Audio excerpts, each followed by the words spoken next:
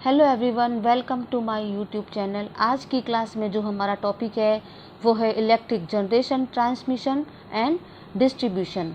तो जो भी स्टूडेंट इस चैनल के साथ जुड़ रहे हैं तो इस चैनल को सब्सक्राइब करें, लाइक करें और साथ साथ में अपने फ्रेंड्स को शेयर भी करें ताकि आपको जो वीडियो मैं डाल रही हूँ आपको पहले नोटिफिकेशन में के रूप में आपको प्राप्त हो जाए। तो आज की क्लास स्टार्ट करते हैं। इलेक्ट्रिक जनरेशन, विद्युत उत्पादन क्या होता है? विद्युत क्या होती है? एक प्रकार की ऊर्जा होती है और ऊर्जा की परिभाषा क्या होती है कि ऊर्जा को ना तो उत्पन्न किया जा सकता है और ना ही इसको नष्ट कर सकते हैं, बल्कि इसे एक रूप से दूसरे रूप में रूपांतरित किया जाता है। अतः जो विद्युत का जो उत्पादन होता है वह वास्तव में उत्पादन नहीं होकर के इसमें क्या करते हैं, यांत्रिक ऊर्जा होती है, उसको विद्युत ऊर्जा में रूपांतरित किया जाता है। तो ऊर्जा क्या होती है? विद्युत भी क्या एक प्रकार की ऊर्जा है। इसको एक रूप से दूसरे रूप में रूपांतरित करते हैं। जैसे कि इसमें अपन क्या करते हैं, यांत्रिक ऊर्जा को विद्युत ऊर्जा में चेंज करते हैं। और ये काम किसके द्वारा किया जाता है? ये कार्य होता है वह जनरेटर या अल्टरनेटर से किया जाता है। अब है विद्युत उत्पादन केंद्र। ये क्या होता है? इलेक्ट्रिक पावर हाउस कहते हैं कि वह स्थान जहां विद्युत शक्ति का व्यापारिक स्तर पर उत्पादन किया जाता है, विद्युत उत्पादन केंद्र कहलाता है। कि जहाँ पर विद्युत को व्यापारिक स्तर के ऊपर उत्पादित किया जाता है, उसको उत्पन्न करते हैं, वह विद्युत उत्पादन केंद्र कहलाता है। और विद्युत उत्पादन केंद्र होते हैं वह व्यापारिक स्तर पर होते हैं। वह 4 प्रकार से सर्वाधिक रूप से प्रचलित हैं। वो 4 प्रकार के कौन कौन से होते हैं उसके बारे में देख।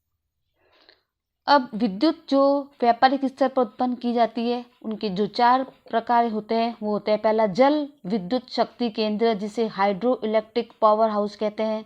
दूसरा होता है ताप विद्युत शक्ति केंद्र जिसे थर्मो इलेक्ट्रिक पावर हाउस कहेंगे। और तीसरा डीजल विद्युत शक्ति केंद्र जिसे डीजल इलेक्ट्रिक पावर हाउस।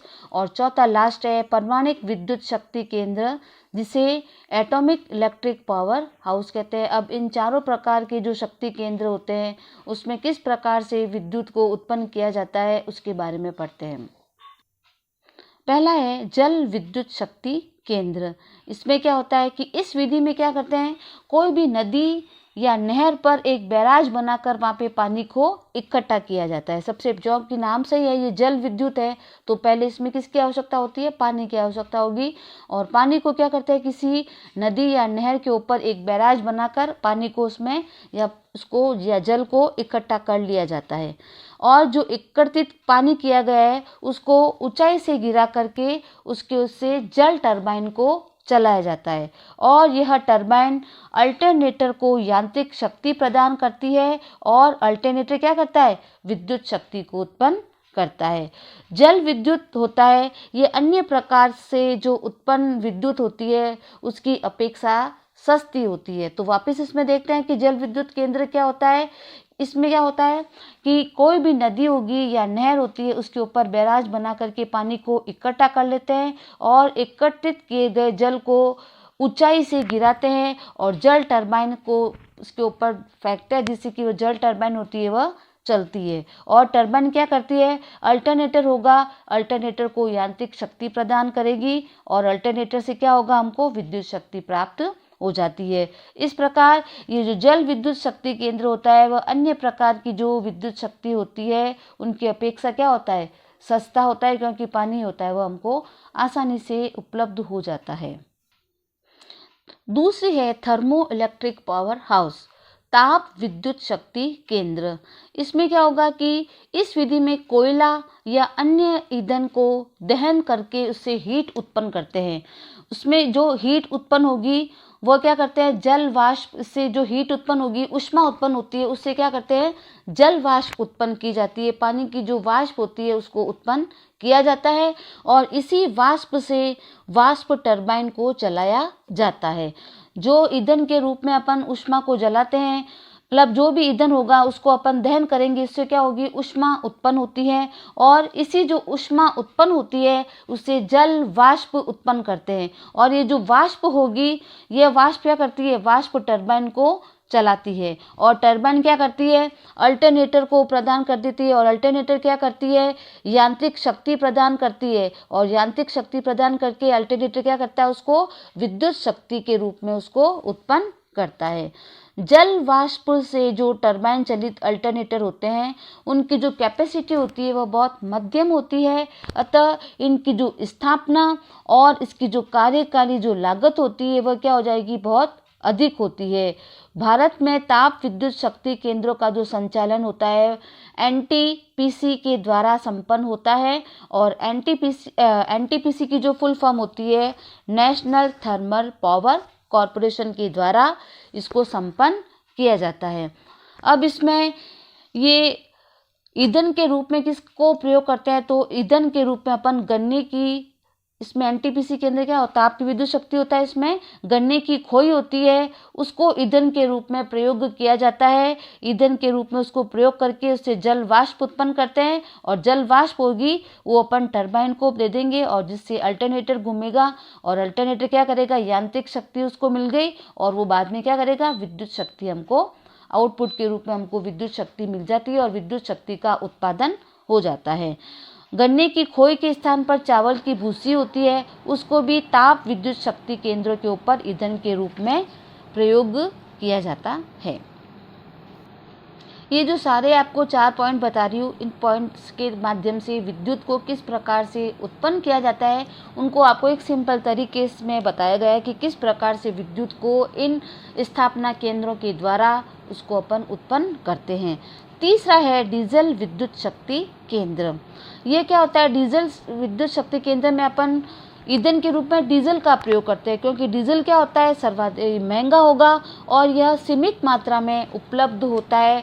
तो डीजल एक महंगा प्रोडक्ट होगा, ईंधन होता है और सीमित मात्रा में क्या होता है, उपलब्ध होता है। इस कारण से विशेष प्रकार के प्रयोजनों में इससे चलित अल्टरनेटर से विद्युत शक्ति उत्पन्न की जाती है, और इस प्रकार के जो अल्टरनेटर होती है उसकी स्थापना और कार्यकारी लागत क्या होती है, अधिक होती है। क्योंकि कार्यकारी लागत अधिक क्यों आएगी, उसको स्थापना करने में एक तो स्थान की भी अधिक आवश्यकता होती है, और डीजल क्या होता है, महंगा होता है, तो उनकी जो लागत भी होती है वो क्या हो जाती है, अधिक हो जाती है। इसका उपयोग रेगिस्तान, युद्ध स्थल, कैंप, विवाह स्थल या विवाह उत्सवों में किया जाता है। किसका, डीजल पावर हाउस का। इससे जो अपन ये जो डीजल इंजन से अपन जो शक्ति जो प्राप्त होती है इनका उपयोग होता है रेगिस्तान के अंदर, युद्ध स्थलों में, कैंप्स में, विवाह स्थलों में, उत्सव में इसका उपयोग करते हैं। आजकल जो इसका उपयोग है आपातकालीन विद्युत उत्पादक मशीन के रूप में होता है। इसकी जो आउटपुट होती है वह क्षमता किसमें होती है, केवीए में होगी, और इसकी जो क्षमता का जो मान होता है वह 0.5 केवीए से 110 केवीए तक होती है। केवीए की फुल फॉर्म होती है किलो वोल्ट एम्पियर। चौथा है परमाणुक विद्युत शक्ति केंद्र, एटॉमिक इलेक्ट्रिक पावर हाउस। इसमें वाष्प को बनाने के लिए परमाणुक ईंधन का प्रयोग किया जाता है। यह ईंधन एक ऐसा ईंधन होता है, इसकी बहुत अल्प मात्रा से बहुत अधिक मात्रा में ऊष्मीय ऊर्जा को उत्पन्न कर सकते हैं या ऊष्मीय ऊर्जा उत्पन्न की जा सकती है। इसमें परमाणुक ईंधन के विखंडन से ऊष्मीय ऊर्जा तैयार की जाती है। यानी इसमें जो परमाणुक ईंधन होगा उसको विखंडन करेंगे, उनके विखंडन से ही हमको ऊष्मीय ऊर्जा होगी वह प्राप्त होती है। और परमाणुक ऊर्जा के लिए यूरेनियम और थोरियम 2 प्राकृतिक ईंधन होते हैं, उसका प्रयोग में लिया जाता है।